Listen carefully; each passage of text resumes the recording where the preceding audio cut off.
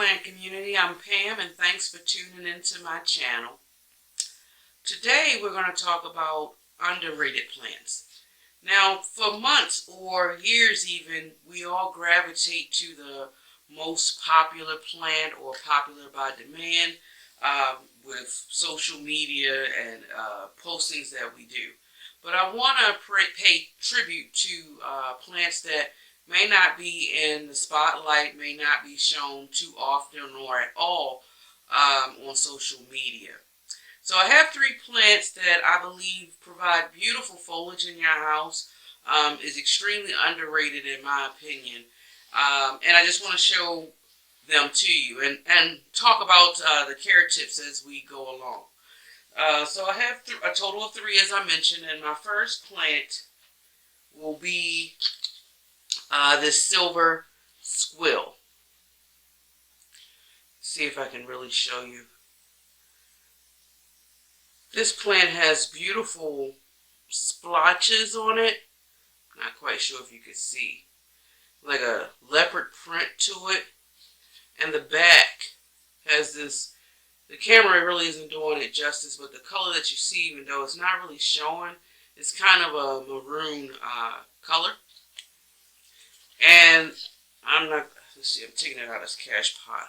I don't know if you guys can see. See if I can show it to you. You see this right here? This piece right here? That is like a tuber where it actually stores water. This plant is a tropical plant, and I really like it because of the pattern and the bold color that it gives you in the back.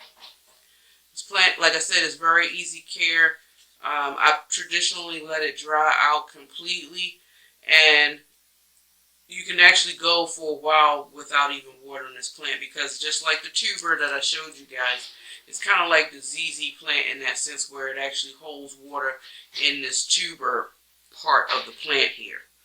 And yeah, it's very easy going. You just let it completely dry out and you water it when you need it. And it does do, like the occasional plant, it will droop. This I've had in my sunroom, and it's kind of like under my Sancy light, and that's why I kind of look leggy like this, because I didn't get it like this. It was kind of like compact and short, but it's really been reaching for the light tremendously, and I just really like it. Now, I don't know why people don't really talk about this plant. I really don't know why, because like I said, who can beat, if you check out that foliage, you guys, look at that leopard pattern on here. It just, to me, it just can't be beat. It's like an elegant little pattern on here, and I really like it, and I enjoy it a lot.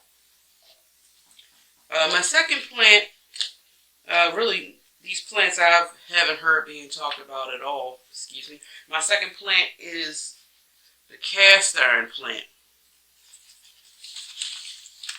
I just love it. It kind of reminds me of almost of a Dracaena. As far as the care, you can pretty much have it not in a low light situation, and it likes to completely dry out tremendously. I have it in my regular potting mix along with, I say, about 40% cacti soil, 40% perlite, and it seems to like it. It drains very well. But this is the cast iron plant. This is the Milky Way variety, for obvious reasons, as you can see with the splashes on here.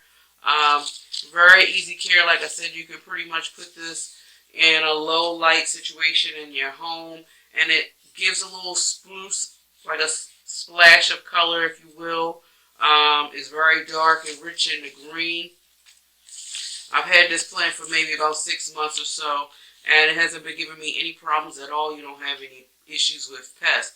The only thing I can tell you, though, if you are not being mindful to give it some water, the tips will crisp a little bit right here, as you can see. But it does like to dry out. My personal experience is you just don't want it to dry out extremely long period of time, and you won't get the crispiness of the leaves. But I don't, like I said, I'm not that much into the aesthetics that deep where I need imperfections in the plant. I believe some form of imperfections in plants is what adds to the plant character, in my opinion. But I just love this.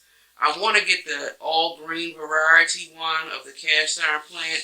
I just haven't seemed to find it. But isn't it beautiful though, you guys? I just think it's beautiful.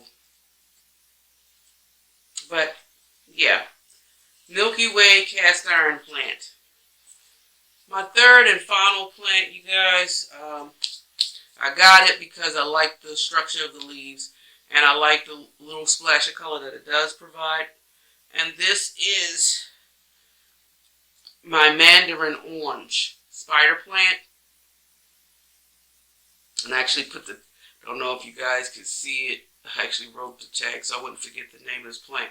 But as you can see, you guys, look at that orange color that's on there.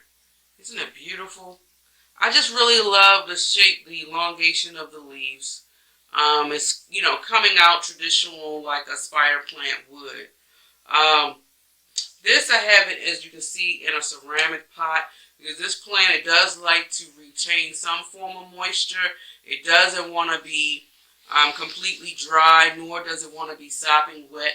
It needs to be moist. So I tend to try to water this plant since it's in a ceramic pot and I know that it holds moisture a little longer. I usually do not water this because of the condition that I have it in until the soil is 50% dry. But I try not to let it go completely dry. If it dries out too long, it will give you a little crispiness of the tips, as it does. But look at that splash of color, you guys. I don't think the camera actually does it justice as far as the orange creamy orange color that this plant gives it. And it actually comes in through the veining part of the leaf. And I keep it on my shelf underneath of the only light source that is really getting is probably my Sancy light that I have in my dining room. And it sits in the corner and it seems to be loving it. I'm not 100%, and this is like the new growth right here. Let me just show you this little one right here. And then I have another baby one that's unfolding. If I really had it my way, I would love to probably get another one of these so I can combine them together and make it a little bit fuller.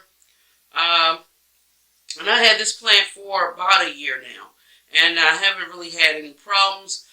No issues with pests, knock on wood. And because I do have it in this ceramic pot, and I know that sometimes I can personally be a heavy waterer, I do have it in a well-draining soil mix. But the way that I water it and the amount of perlite that I have in my potting soil is pretty much of a 40 to 60% ratio as far as the perlite versus soil. And it's in this ceramic pot just so it can hold on to the moisture a little bit longer. And I don't have to water it very often. But it seems to be liking it. I haven't lost any leaves. It has been giving me some leaves, but like I said, I really would love to get another specimen of this plant so I can combine it and make it a bigger, fuller plant. But this is the plant number 3. I really encourage you guys, if you have this, if you can find this, or you've came across it, grab it, because it rewards you with beautiful colors, and it's very easy care. So you guys, this is the time where we can showcase our underrated plants. And I would like for you guys to share with me if you have any plants that you feel in your personal collection, or plants that you've even come across that may not be in your personal collection, that may be underrated and you feel that it deserves some form of a spotlight. Please comment below and share. Let's start a conversation about this. And as always, guys, if you love foliage as much as I do and you love listening to planty things, definitely subscribe and hit that like button. Or if you didn't like this video, hit the unlike button. I need your all support. Is very appreciative no matter which way it goes. I appreciate it no matter which way we vote, so to speak. So you enjoy your day wherever you are in the world, and until next time, guys, much love. Bye. See you later.